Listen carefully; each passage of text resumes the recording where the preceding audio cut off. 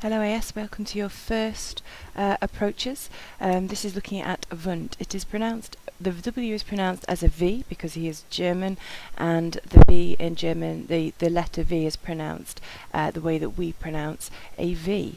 So a Wilhelm, because his name is Wilhelm Wundt, is considered the father of experimental psychology. He is the reason he is the man you have to thank for you being able to study psychology in the way that we do today. And there's some lovely pictures of him there for you. The only example question I've seen so far for Wundt is a 6 marker. So we're going to go through the mark scheme because there are 3 things you need to know in this chunk of the spec. I suppose there's three different areas. You need to know about Wundt a little bit, so his life, although obviously that just shows knowledge, so it's important, but it's not the key thing. You need to be able to tell me about introspection, and we're going to take part of some introspection in class, and you're going to tell me how psychology, the emergence of psychology as a science. Psychology started off as a branch of philosophy and then it became a science, and Wundt was part of the reason, or a really significant part of that reason. Okay, so as he said there, is known as the father of psychology. So this information that I'm showing to you now is the information for a 6-mark question. So if you want to make notes on outline the impact or outline Wundt within the origins of psychology, you can talk about this. Known as the father of psychology because he moved psychology away from its philosophical roots to controlled research. And we are going to look at that in class. Philosophers put in place well-reasoned arguments. So they think about something, so they pick a topic that they're going to look at, and they just consider it, and they put forward a well-reasoned and a well-thought-out argument. Psychologists, as it say there, controlled research, take part in controlled research.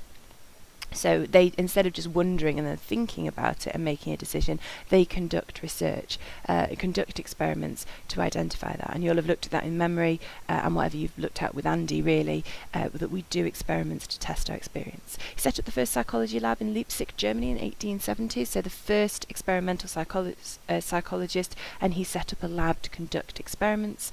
He believed in the concept of structuralism, so that was breaking behaviours down to their basic elements, and it was called structuralism when we refer to Wundt. However, it is also a concept called reductionism, which we will look at as well. But when Wundt developed it, there were 2 schools of learning that he developed, but one that came after his death was the idea of structuralism, so breaking behaviours down rather than just looking at human as a whole, picking one particular thing, and he was quite keen on things like perception and breaking those down. He promoted the use of introspection as a way of studying mental processes. So of course we can't crack a person's head open and look and work out what they are thinking, because which is one of the basic elements we want to break down to, how they perceive things, how they remember things, how they experience emotion, whatever it might be, all of those things that happen inside your head. So promoted the idea of introspection, which we're going to look at in over a minute, and we're also going to have a go at in class next week. And his work paved the way for later controlled research and the study of mental processes. So behavioural psychologists, who you're going to look at next, were all about controlled research. They moved away from Wundt because they looked at observable behaviour, but they said the birth of experimental psychology was started with Wundt and then was continued with the behaviourist, which is the next approach, where you look at controlled research. And then the study of mental processes, the things that happen inside the human mind, the way the human mind thinks and works. You're doing an internal mental process now by trying to understand what I'm talking about, was done by the cognitive psychologists. So one of the techniques that Wundt used was introspection. The definition on the spec is a systematic analysis of own conscious experience of a stimulus. So we are breaking down and analysing our own conscious experiences. So how do we respond to a stimulus mentally? How do we respond to it physically? How do we respond to it emotionally? We're breaking it down. So its experience was analysed in terms of its component parts. So we're breaking that down and thinking, right, how did I process it like this, and this. And the training was provided. It was a really, really complex process. It's very, very difficult because it's about how you perceive something, not what you are perceiving. So in previous years, and hopefully I'm going to have time to do this with you in class, I've given students bags of different items for them to experience. And they say, for example, it was a piece of paper they took out. They started to describe it. Oh, it's quite cool. It's smooth. It looks white. That's not what we're looking at. We're sort of saying, how does it make you feel? So emotionally, how do you perceive it? So you could lift it out and you say, well, it's quite bright against the light, so it's making my eyes hurt slightly. It's bringing back memories of exams. It's making me worry because it's a blank page and I know I should have written on it. It's feels very smooth, so that makes me want to kind of rub my fingers over it. It's got very sharp edges, so it makes me want to run my hand down the edges as well. It's a pile of it, so it makes me want to straighten it up, all of those things. And the idea with introspection is that it allowed us to draw comparisons and develop theories, so we could look at the way that human mind worked and identify similar areas of perception that different people had. So, are you perceiving this way? So I perceive it in this way as well. And then they could develop theories. And it has been used in studies for gambling behaviour. So they've asked people to take part in some gambling, playing on the slot machines, and explaining what they're thinking as they go along. Oh, okay, so I'm just about to do this. So I've just had this, line of 3 out of 4 or whatever. I don't know, I don't gamble. So I'm just going to press it, nudge it one more time to see if that works. Oh no, that didn't work. I'll just nudge it once more. I'm going to put some more money in because I've invested so much money now. That's the kind of thought process. And the same with the happiness study as well. They found that they had little beepers on people. The little beeper would go off or prompt on their phone, and they'd be asked to talk about how they were feeling at that moment in time, what they'd just been doing, how happy did they feel. So it's introspection, considering breaking their conscious awareness experiences down. And then these are some examples of the verbalizations that we got in gambling behaviour, so the kind of things they were explaining their perception, the way they were considering things. They personified the fruit machine, so they said they liked it. They explained losses. Oh, I wasn't concentrating, that's why I lost it.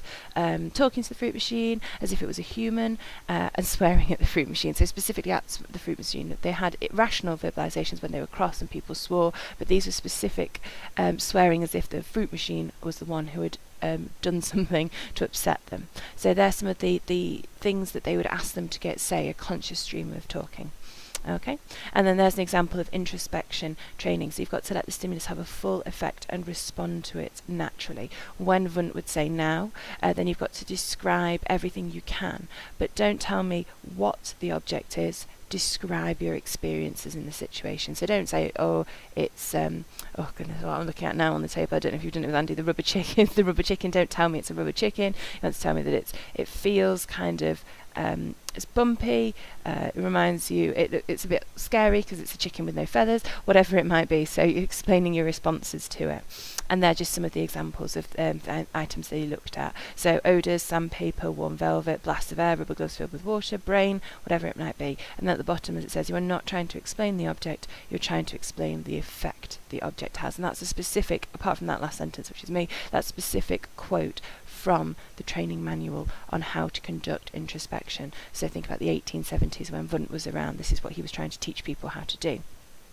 And then this is an account of what somebody experienced when or the way that they, who was trained in introspection, the way they described something. They talked about the effect, so the fact it was unpleasant. They talked about the imagery that it brought back, and they talked about the muscular sensations, what happened to them. So at no time did the smell become dominant, and at no time was it the principal element of the experience. So it wasn't so overpowering. The pleasant affection stood out, dominated and seemed the principal item of experience. So from that experience, from that smell, it was mostly positive, loose, diffused, undulated experience. So quite a fancy word, don't forget it's like the late 1800s. So yeah, that's it. So think about, you want to be explaining the effect, the imagery, what does it remind you of, how does it make you feel, not describing what the object is. And remember that because you are going to take part in the activity, hopefully. Contributions, Wundt was huge. He was the first experimental psychologist. We are why we conduct experiments. He's why we are psychologists, not philosophers. He developed the first lab, and a lot of labs since then have been modelled on him, on his lab that he conducted initially. So when they sprang up around the world, that's what they were they were very much like his Leipzig lab. The focus was on objectivity and controlled experimentation, which led to the behaviourist approach, which is what we're going to look at next week. And behaviourist approach was really significant. Another really significant approach, and its ideas are still used today. And it was the first to study internal mental processes, which leads to cognitive psychology, which we're going to look at the week after. So again, another really significant approach.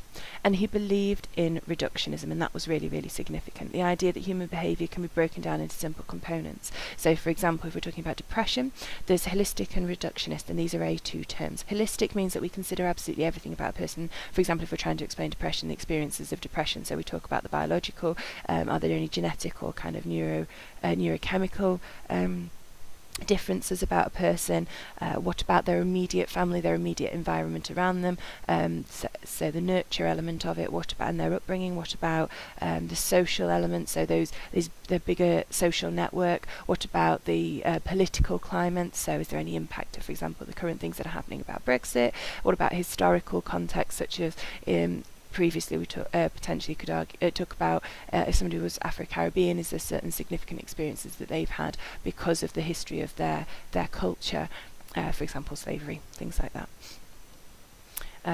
So that's holism, which is not what Wundt believed in. He believed or identified for the first time reductionism. So he would break, say for the same example, depression down into one component, which is a problem because it ignores lots of other factors, such as the ones I've talked about, because they're all significant. It is good because we can test it for cause and effect. So if we say, oh, well, it's all of these things, we can't possibly test it. If we break it down and say, depression is potentially caused by low levels of serotonin, we can test people's levels of serotonin. We can increase their levels and see if their impression improves. We can identify people with low levels of serotonin and see if they are experiencing depression. So it lets us test and then identify, because we can change it, identify cause and effect. So he had some huge contributions. That's why he's the first experimental psychologist. The emergence of psychology as a science is the idea of reductionism. So that's really, really significant, the idea that for the first time that we can break things down into very small parts and then test them. The idea of empirical methods. So the word empirical, I think it's in Greek, means direct observation. So the idea with empirical methods is that we have directly observed or tested our ideas, so controlled experimentation. So for example, lab experiments, field natural quasi, or observations are generally the most empirical methods.